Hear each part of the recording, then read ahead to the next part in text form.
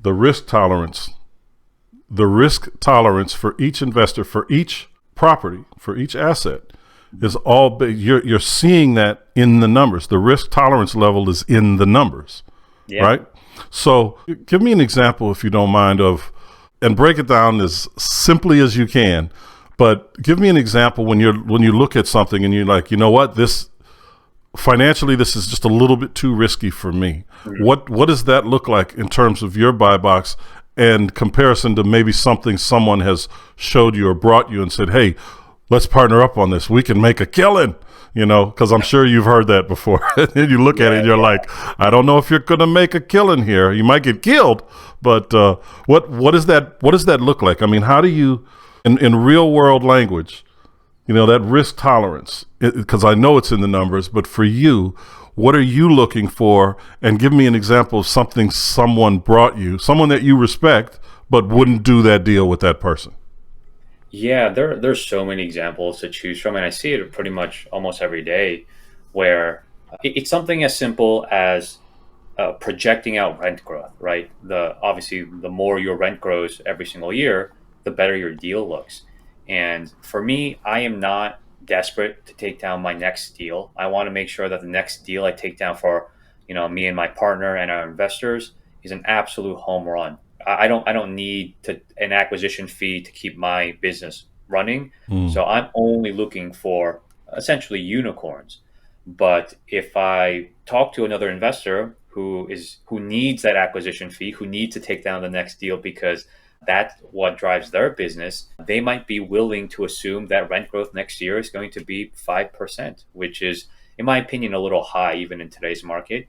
And so, for example, I typically only assume 4% as the max. And that difference might seem so small. It's 4% versus 5%.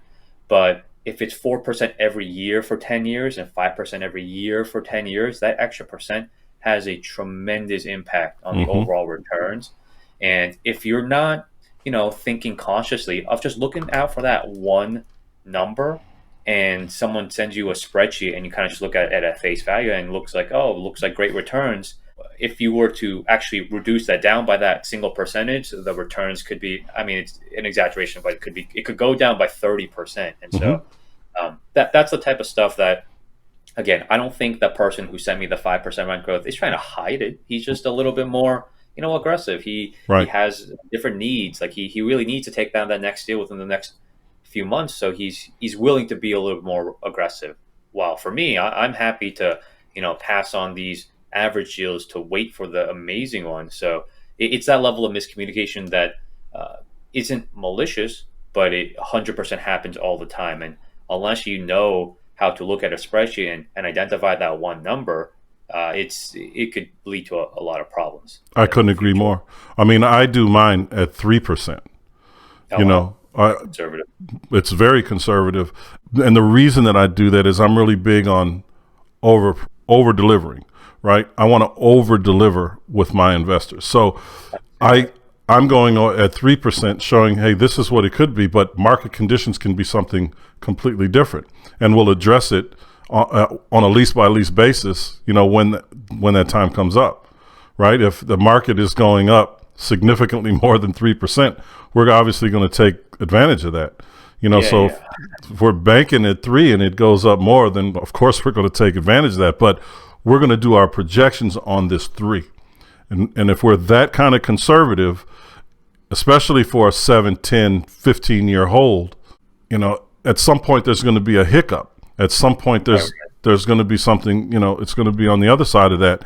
And if we average out at 3% or 3.5 or 4 even over that same time period, we've performed 25% better than yeah, projected. yeah, exactly. I love that. I'm almost exactly the same. Where I want to set the bar as low as possible, Yeah. because like real estate is a long-term game. Your reputation is going to be with you for the next 10, 20 years. Hmm. And, if you're confident that you'll find success eventually, which I think everyone should be, right? It's not rocket science.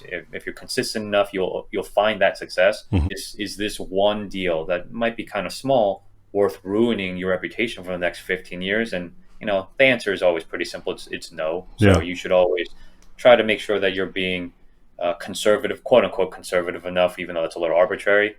but making sure you're not, trying to throw it all away just for one deal that you might be overly optimistic on. I'm giving you everything you need to find success as a real estate investor. So make sure that you subscribe to this channel and like this video. See you later.